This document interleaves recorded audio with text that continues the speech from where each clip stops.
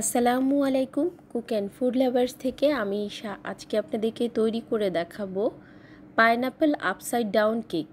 এই কেকটি খেতে যেমন মজা তেমনি দেখতে কিন্তু অনেক বেশি অ্যাট্রাকটিভ।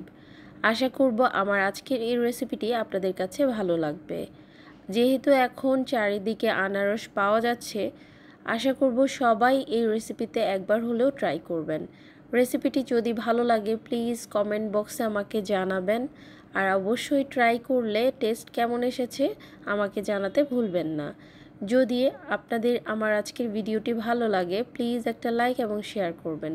চ্যানেলে নতুন হয়ে থাকলে চ্যানেলটি সাবস্ক্রাইব করার অনুরোধ করছি। তাহলে চলুন শুরু করি। প্রথমে আমি এখানে 8.5 ইঞ্চি একটা মোল্ড নিয়ে নিয়েছি। আপনারা ফ্ল্যাট কেক করলে 9 ইঞ্চি পর্যন্ত মোল্ড নিতে পারেন। আমি একটু হাইট কেক করব, তাই আমি এখানে 8.5 ইঞ্চি মোল্ড নিয়েছি। এর মধ্যে আমি 1/4 কাপ গলানো বাটার চারিদিকে এভাবে ছড়িয়ে দিয়েছি। এরপর আমি এখানে ব্রাউন সুগার ব্যবহার করছি 1/4 কাপ। আপনারা এই ব্রাউন সুগারের বদলে কিন্তু নর্মাল যে চিনি সেটা ক্যারামেলাইজ করে, যেভাবে আমরা পুডিংয়ে ক্যারামেল করি সেভাবে ক্যারামেল করেও কিন্তু মোল্ডে সেট করতে পারবেন। তবে অথেন্টিক রেসিপিতে কিন্তু এভাবেই করা হয়, আর এভাবে করলে একটু সহজ হয়। তো আপনাদের যেভাবে সহজ হয় আপনারা সেভাবে করবেন। আমি আনারস এভাবে কেটে নিয়েছি, আর মাঝখানে যে শক্ত পোর্শনটা থাকে সেটা আমি ফেলে দিয়েছি। আপনারা আপনাদের পছন্দ মতো আনারসটাকে সাজিয়ে নিতে পারেন, গোল গোল করেও নিতে পারেন। সেই ক্ষেত্রে 9 ইঞ্চি মোল্ড আপনারা ব্যবহার করতে পারেন। তো আমি আমার মতো একটু ডেকোরেশন করে নিচ্ছি। তো চারিদিকে একটু আনারস দিয়ে নিচ্ছি, এতে করে কেকটা খাওয়ার সময় কিন্তু খেতে খুব ভালো লাগবে, আর এটার লুকটাও খুব ভালো আসবে। তো আমি চারিদিকে এভাবে দিয়ে দিচ্ছি, আর আনারসগুলো একটু পাতলা করে কেটেছি আমি।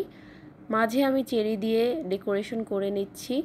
চেরিটা আসলে সৌন্দর্যের জন্য দেওয়া, আপনারা চাইলে স্কিপ করতে পারেন, চাইলে এখানে কিশমিশ ব্যবহার করতে পারেন। আসলে এটা পুরোপুরি আপনাদের উপর ডিপেন্ড করছে। ডেকোরেশনটা আপনারা কিভাবে করতে চান সেইভাবেই আপনারা এই পর্যায়ে কিন্তু সাজিয়ে নেবেন। তো মোল্ডটা অবশ্যই আগে সেট করতে হবে। এভাবে করে আমি চিলারে রেখে দিব এটা সেট হওয়ার জন্য, মানে নর্মাল ফ্রিজে রেখে দিব। অন্যদিকে আমি একটা পাত্রে ময়দা নিয়ে নিচ্ছি 1.5 কাপ পরিমাণ, দিয়ে দিচ্ছি 2 চা চামচ বেকিং পাউডার।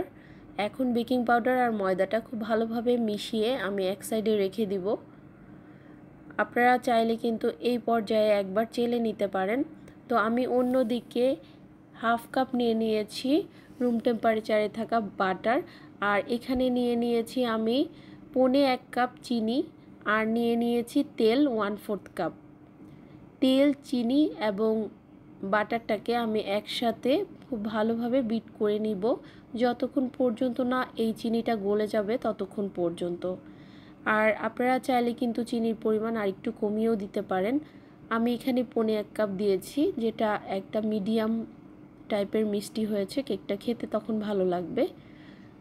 এই পর্যায়ে আমি কিছুটা বিট করার পর একটা ডিম অ্যাড করে দিচ্ছি। এভাবে আমি 3টা ডিম এখানে অ্যাড করব। একটু পরপর একটা ডিম দিব আর বিট করতে থাকবো। যেহেতু আমি বাটারের সাথে অয়েল ব্যবহার করেছি তাই বাটারটা একটু সফট টাইপের হবে, এতে বিচলিত হওয়ার কিছু নেই। আপনাদের কেকে এর কোনো ব্যাড ইমপ্যাক্ট আসবে না, কেকটা কিন্তু খুব সুন্দর হবে।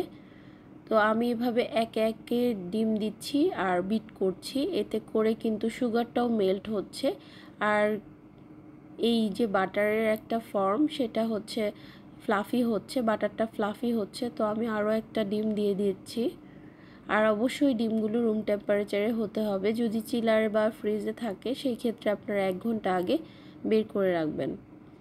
তো আবারও বিট করে নিচ্ছি। খুব ভালোভাবে বিট করে নেওয়ার পর যখন সুগারটা মেল্ট হয়ে যাবে তখন আমরা এখানে বাকি উপকরণ অ্যাড করব। যেহেতু এখন একটু গরম, তার উপর আমি এখানে অয়েল ব্যবহার করেছি তাই এটা একটু এরকম তরল টাইপ হয়েছে। অন্য আবহাওয়াতে মানে একটু শীতের টাইমে এটা একটু ঘন হবে। তো আমার বিট করা হয়ে গিয়েছে। এই পর্যায়ে আমি এখানে দিয়ে দিচ্ছি পাইনাপল এসেন্স।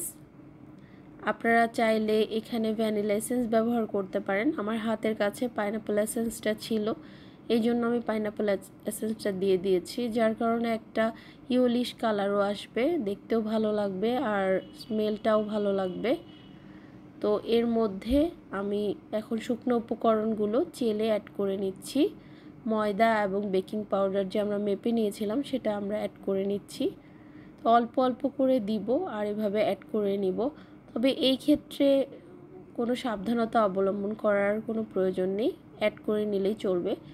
খুব বেশি বিট করা যাবে না, জাস্ট স্প্যাচুলা বা হুইস্কের সাহায্যে আপনারা এভাবে মিশিয়ে নিতে পারেন। তো আমি এভাবে মিশিয়ে নিচ্ছি। এরপরে আমরা এর সাথে অ্যাড করব লিকুইড মিল্ক। আমি এখানে হাফ কাপ পরিমাণ লিকুইড ঘন মিল্ক নিয়ে নিয়েছি। আপনারা যদি হাতের কাছে থাকে পাইনাপল জুসটা এখানে ব্যবহার করতে পারেন মিল্কের বদলে হাফ কাপ পরিমাণ। তো খুব ভালোভাবে মিশ্রণটা মিশিয়ে নিয়েছি। এখন আমি এটা মোল্ডে ঢেলে নিব। যে মোল্ডটা আমরা সেট করে ফ্রিজে রেখেছিলাম সেই মোল্ডটাতে নিয়ে নিচ্ছি। যেহেতু আমি ক্যারামেল করিনি, আমি সুগারের মধ্যে পাইনাপেলটাকে সেট করেছি, তাই আমি ফ্রিজে রেখেছিলাম। এই যে খুব সুন্দরভাবে সেট করে আমি এইখানে একটু আনারস কুচি দিয়ে দিচ্ছি। চাইলে ব্যাটারের সাথেও মিশিয়ে দিতে পারেন, বাট আমি একটা লেয়ার ক্রিয়েট করেছি। এটা পুরোপুরি আপনাদের ইচ্ছা। এই কেকটাকে আমি 160 ডিগ্রি প্রিহিটেড ওভেনে বেক করব 35 মিনিটের জন্য। ওভেন ভেদে কিন্তু সময় কম বেশি লাগতে পারে। তো খুব সুন্দরভাবে আমি এভাবে স্প্রেড করে দিয়েছি ব্যাটারটাকে। তারপর একটু ড্যাপ করে এভাবে ড্যাপ করে আমি বেক করে নিয়েছি। তো 35 মিনিটেই আমার সুন্দরভাবে বেক হয়ে গিয়েছে এবং ঠান্ডা হওয়ার পর আমি এটাকে ডিমোল্ড করে নিচ্ছি।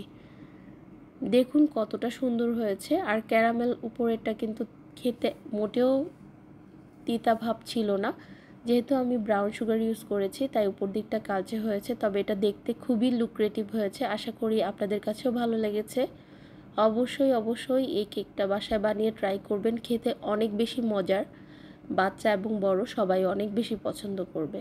সবাই অনেক ভালো থাকবেন, সুস্থ থাকবেন, আমার চ্যানেলের সাথেই থাকবেন। আর যারা পেজ থেকে দেখছেন প্লিজ পেজটিতে লাইক এবং ফলো দিয়ে রাখবেন। সবাইকে আল্লাহ হাফেজ, আসসালামু আলাইকুম।